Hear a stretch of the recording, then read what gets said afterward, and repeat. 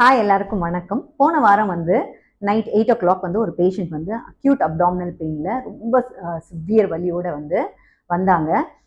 லிட்டரலாக அவங்களால நடக்க முடியல, வயிறு இந்த மாதிரி பிடிச்சிக்கிட்டு தான் வந்தாங்க.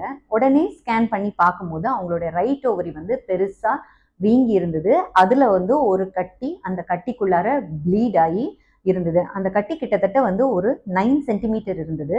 இந்த ரைட் ஓவரி அந்த கட்டி ரெண்டுமே சேர்ந்து 2 தடவை ட்விஸ்ட் ஆகி அந்த ஓவரிக்கு போற ரத்த ஓட்டம் தடைப்பட்டு இருந்தது. இந்த மாதிரி சிச்சுவேஷன்ல இந்த மாதிரி உங்களுக்கு ரிப்போர்ட் வந்துச்சுன்னா நம்ம என்ன பண்ணணும் அப்படின்னா, உடனே 6 மணி நேரத்துக்குள்ளார சர்ஜரி பண்ணி அந்த கட்டியை ரிமூவ் பண்ணணும். அதுக்கப்புறமா அந்த ட்விஸ்ட் ஆகிருக்கிற ஓவரியை அன்ட்விஸ்ட் பண்ணி அதை ஃபிக்ஸ் பண்ணணும். ஸோ இந்த 6 மணி நேரம் அப்படிங்கிறது ரொம்ப ரொம்ப க்ரூஷியல்.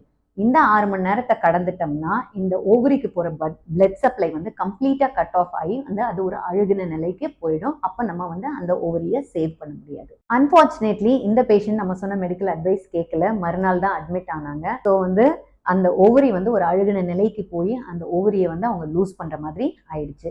இந்த மாதிரி ரிப்போர்ட் உங்களுக்கோ உங்கள் ஃபேமிலியில் இருக்கிறவங்க யாருக்காச்சும் வந்ததுன்னா நீங்கள் செகண்ட் ஒப்பீனியன் எடுக்கிறதா இருந்தாலும் சரி, ஃபேமிலியில் டிஸ்கஸ் பண்ணுறதா இருந்தாலும் சரி, உங்கள் சர்க்கிளில் யாராச்சும் டாக்டர்ஸ் டிஸ்கஸ் பண்ணுறதா இருந்தாலும் சரி, இமீடியட்டாக டிஸ்கஸ் பண்ணி 6 hours மெடிக்கல் அட்டென்ஷன் கிடைக்கிற மாதிரி பார்த்துக்கோங்க. இல்லைன்னா அந்த ஓவரியை லூஸ் பண்ணுவோம். அது மட்டும் இல்லை, நம்ம உங்கள் உயிருக்கே ஆபத்தாக கூட முடியலாம்.